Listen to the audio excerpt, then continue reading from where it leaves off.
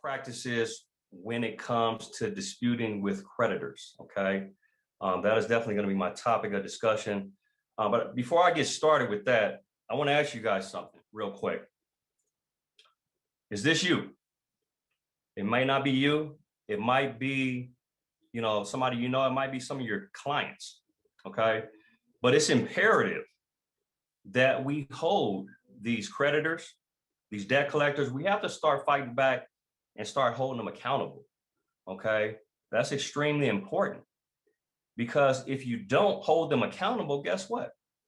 Your bank accounts are going to get levied. You're going to get a judgment rendered in against you. It's income tax season going on right now. Your income tax might get intercepted. Okay, so it's extremely imperative that we hold these creditors and stop them in their tracks immediately. Okay, before it gets to that stage. Okay, because I don't know if you were aware, but 95% of people who receive a summons complaint from a creditor, they fail to respond. They fail to respond, and you know what that leads to? That leads to a default judgment entered in against the consumer, okay? And the other 5%, who think they know what they're doing, they get some legal help, they respond to the summons complaint, and guess what? They get to court, and they do what? They tell on themselves, okay? That 5% tell on themselves, okay?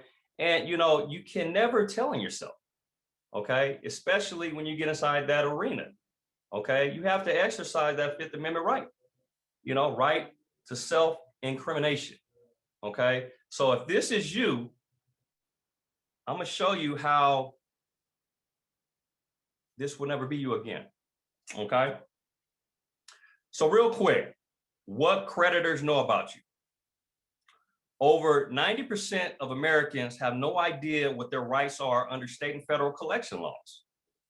Over 70% of consumers have no idea what interest rates they are paying on their current credit cards. Debtors over 40 years old are more inclined to pay than those between the ages of 25 and 39 years old. Disputing errors. Why is it important to correct errors in your credit report? Why is it? Okay. Well, guess what? I'm going to show you right now. Why is it? Disputing errors in a credit report. You will find that one of the most important items in your financial life is your credit reports. Your credit reports contain pertinent information about where you live, where you work, how you pay your bills, whether you have been sued, had a lien filed against you, or have filed for bankruptcy.